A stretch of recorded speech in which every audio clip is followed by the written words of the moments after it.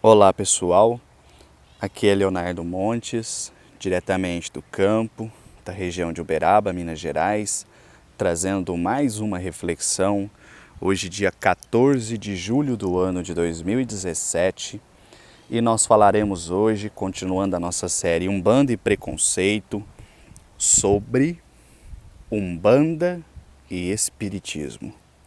Se você quiser ouvir outras reflexões, acesse youtube.com/mediumdeumbanda e curta também a nossa página no Facebook, facebook.com/mediumdeumbanda.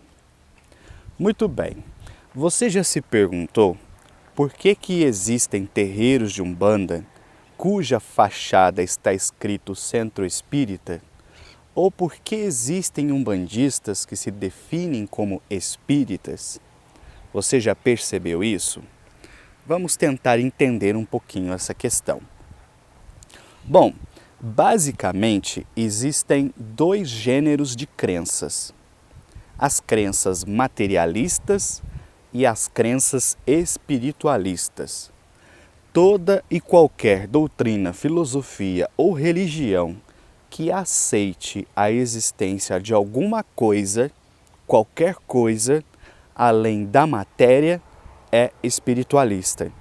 Qualquer doutrina, filosofia ou até mesmo religião vai saber que acredita que a única coisa existente é a matéria, que não há espírito, que não há Deus, que não há outros mundos espirituais, que só existe matéria, é materialismo.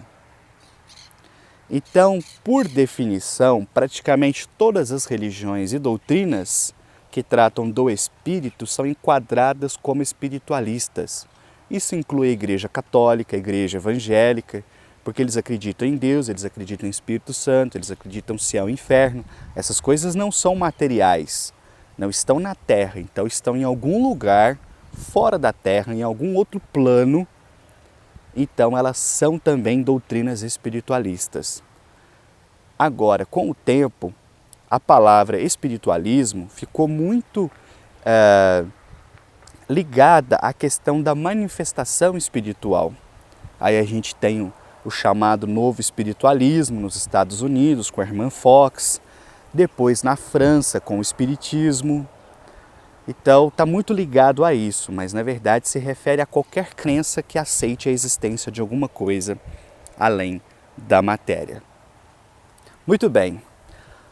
Porém, quando no final do século XIX, início do século XX, o espiritismo começa a ganhar corpo e forma no Brasil, há uma confusão. Toma-se a palavra espiritismo como sinônimo de espiritualismo, sendo que não era. O espiritismo, na verdade, é uma das doutrinas que compõe o conjunto de crenças chamadas espiritualistas. Mas não é sinônimo, mas naquele tempo entendia como se fosse.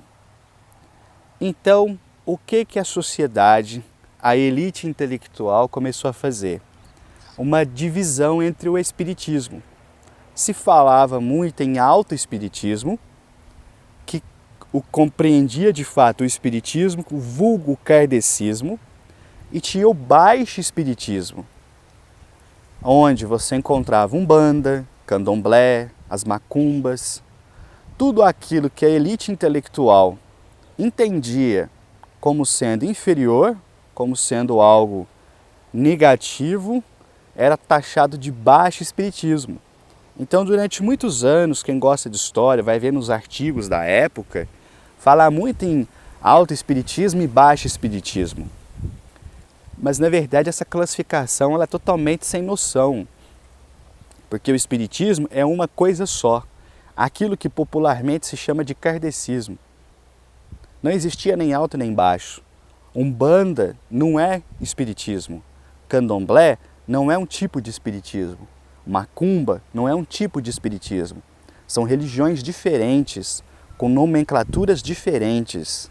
São todas elas espiritualistas, mas não são todas elas espíritas. Deu para entender a diferença? Mas, como eu disse, naquele tempo não se entendia assim. Se entendia que a Umbanda era um tipo de espiritismo, enquanto o kardecismo era outro tipo de espiritismo. Então, por isso, muitos umbandistas, aliás, o próprio Zélio de Moraes, o próprio Caboclo das Sete Encruzilhadas, a princípio, falava da sua doutrina como sendo espiritismo, chamava os adeptos como sendo espiritismo, espíritas, porém dizia espiritismo de Umbanda. Você já ouviu essa expressão? Ela existe ainda hoje. Não, eu pratico o espiritismo kardecista, e você? Não, eu pratico o espiritismo de Umbanda.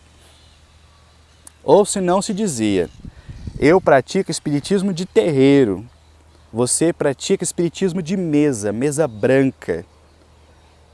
Quantas vezes eu já ouvi essa expressão, mesa branca? Porque os centros espíritas tinham o costume de colocar uma mesa e um pano branco com um copo d'água, uma jarra d'água para fluidificação. Então, essas distinções eram todos problemas de nomenclatura. Espiritismo é espiritismo, Umbanda é Umbanda. Mas, como eu disse, naquela época não se entendia assim.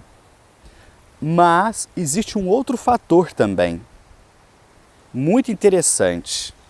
O que acontecia? No começo do século XX, as perseguições religiosas não se restringiam a apenas a Umbanda, Candomblé e as macumbas. O próprio espiritismo também sofreu perseguição. Muitos centros espíritas eram fechados, dirigentes eram presos, porque entendia que o espírita estava fazendo feitiçaria, curandeirismo, esse tipo de coisa. Então os espíritas do começo do século XX também sofreram muita perseguição. Mas em pouco tempo, o espiritismo acabou sendo bem aceito. Então, as autoridades já não implicavam tanto com o centro espírita, embora continuassem ainda implicando com a Umbanda. Então, como muitas pessoas já se diziam espíritas, embora fossem umbandistas, elas então passaram a se definir exclusivamente como espíritas. Pintava na fachada da casa, centro espírita, mas o que praticava lá dentro era Umbanda.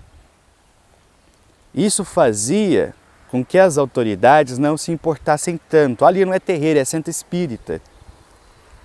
Então, durante algumas décadas, os umbandistas utilizaram-se da nomenclatura espírita para também ter um pouco de sossego em suas práticas. Isso perdura até mais ou menos a década de 60. Haja vista, por exemplo, que o primeiro terreiro de Umbanda criado, hoje nós chamamos apenas Tenda Nossa Senhora da Piedade, em termos de comunicação, mas até hoje está lá no estatuto. Não é tenda de Umbanda, é espírita. Tenda espírita Nossa Senhora da Piedade.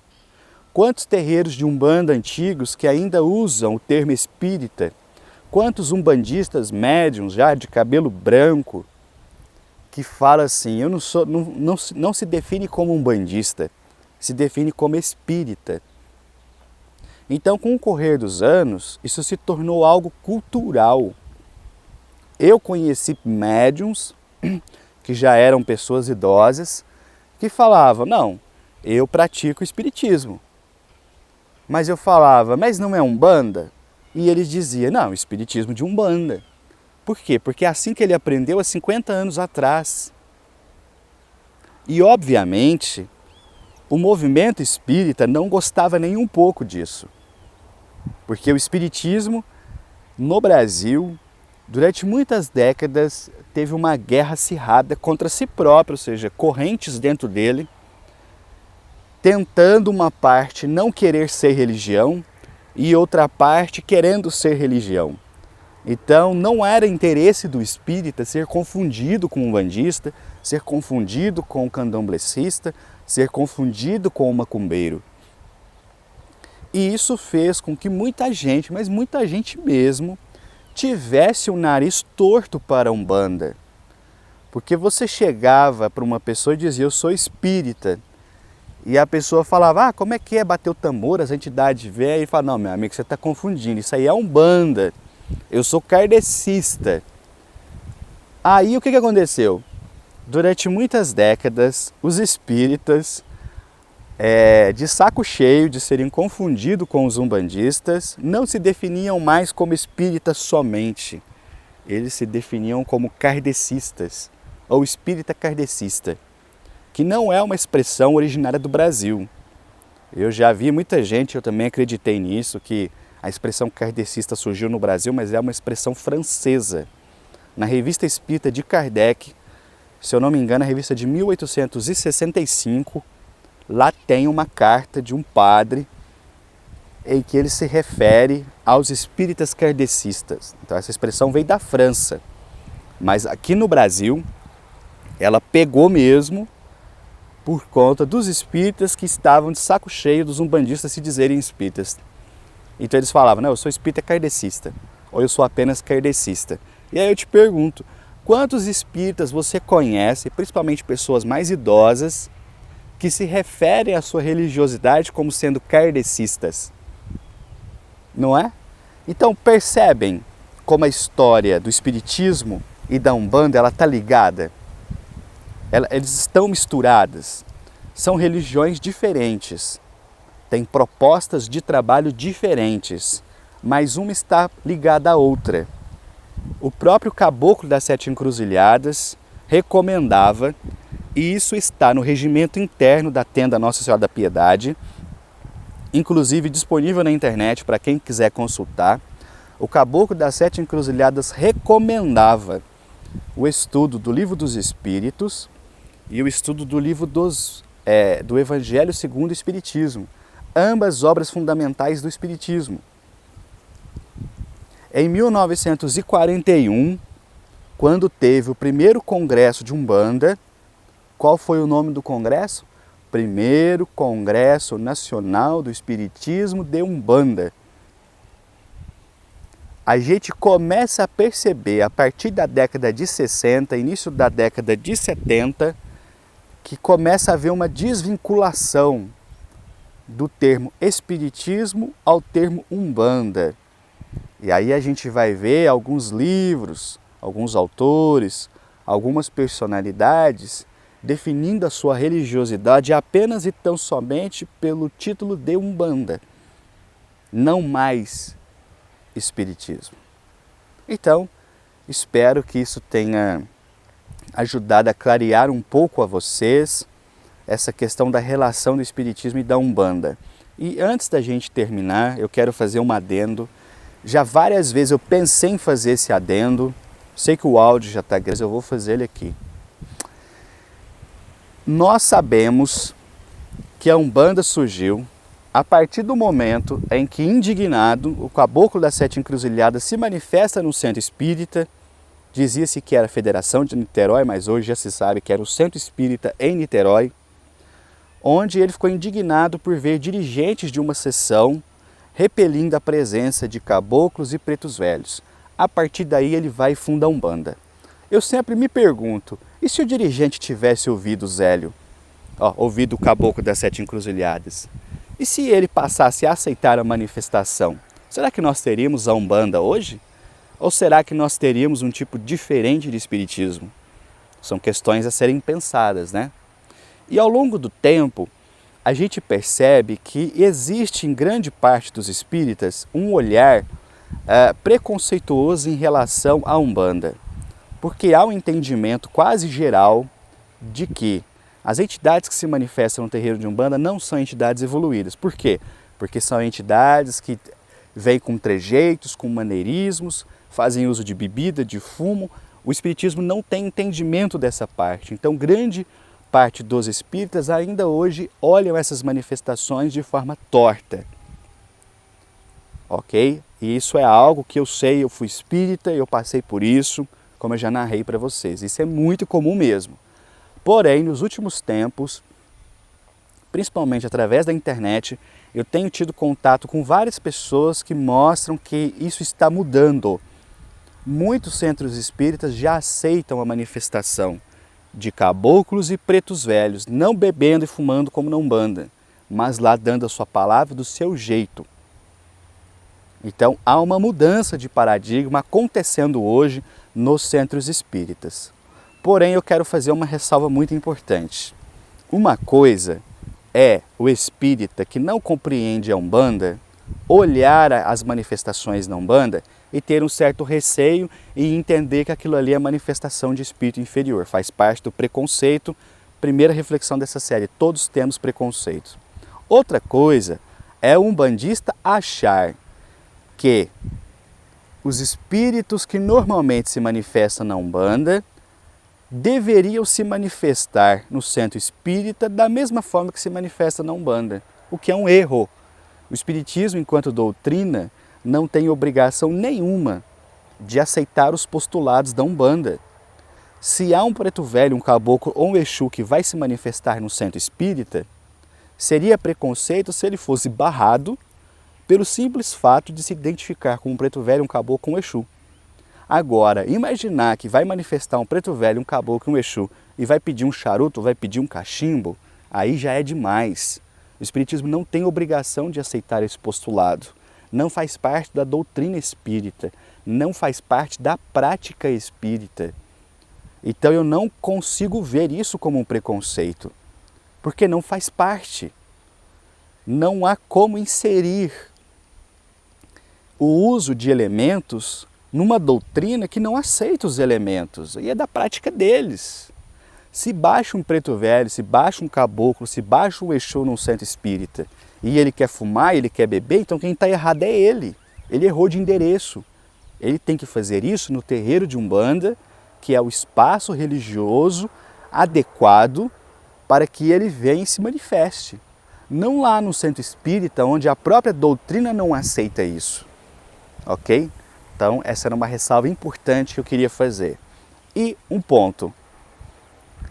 Eu aprendi com as entidades que o futuro religioso do Brasil não é a Umbanda e não é o Espiritismo.